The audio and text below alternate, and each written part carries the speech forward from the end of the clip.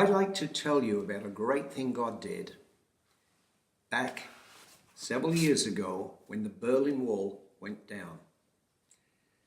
I really was the first evangelist into Prague, Czechoslovakia, to take a miracle crusade. The amazing part was the very first meeting. I'm in a sort of we wouldn't call it a motel, it was more of a factory type motel, a workers' club. And the first meeting was to be about 5:30 that night. And my interpreter, who'd been there and set all these meetings up, he came to me and said, "Steve, the man that is in charge of the big premise we're going to, the auditorium, he said that there's people there on stretchers. He said, we're not a hospital. Would you please come and do something about it?" I said, okay, I think he's probably exaggerating. There might be 2 or 3 people come early. So we left, and as we're going along, we see all these crowds going in a certain direction. And I said to him, "Is there a football match or something on today?" He said, "I don't know." Well, we turned this big corner and we could see this bridge going across the road. It was just jam-packed with people. He said, "That's the auditorium we're going to." And what was happening was thousands of people had already got inside the auditorium, and some were cutting through the wire, fencing around the perimeter of the auditorium to get inside. And they said, "You've got to say something. They've seen you on television already, adverts. We did TV adverts for them."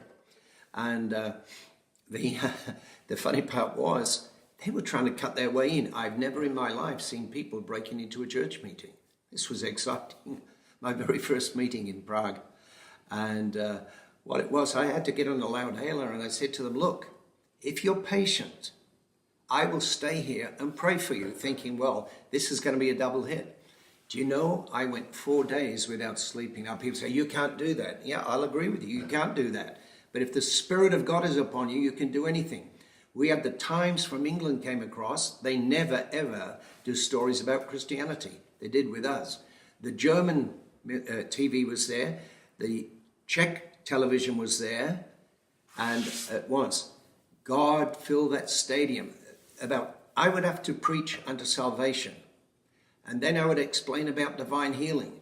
Then I would lay hands on some and miracles. Every day in the newspapers, front page was pictures of people that had polio walking again. It was brilliant. And so I ministered. I'd get about a 20-minute break as they emptied the auditorium and refilled it. But I didn't get tired. The anointing can do anything in your body. It kept me going. And we went 4 days. I never slept. I went around the clock.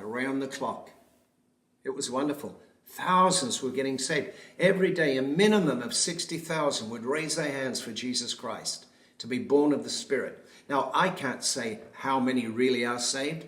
Only God knows. But you see, I would do the salvation, the healing, and lay hands on the rest. And the papers were doing those stories every day. It started a revival. Several churches grew out of that, and they're still operating today. Now, finally, I finished. And I had to fly back into Athens.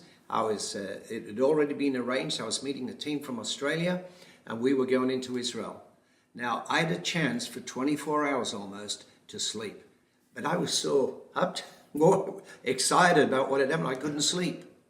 And I remember the plane coming in with my team to Athens was delayed. And I was sitting there, you've got the trolley, and I know I am getting tired. And finally, I fell on the floor. The call came through, the plane had landed, I was going across, down I went. And a doctor apparently came to me and he said, "Well, his pulse is all right." I could hear him, but I couldn't cooperate anything. "Oh, I'm all right." And they picked me up, they put me in a spare room, and our flight out of there was delayed, so I did get about a 3-hour sleep. Now, when I had to go on the plane, this is lovely, isn't it? A good way to stay humble. They would not let me on that plane without going in a wheelchair, an oxygen bottle. But you know the good thing? I got the front seats.